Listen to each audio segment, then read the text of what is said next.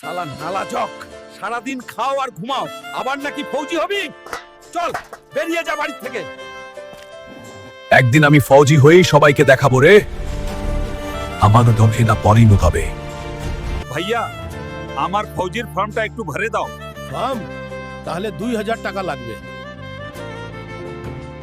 2000 টাকা? আমি কোথা থেকে এত টাকা জোগাড় করবো রে?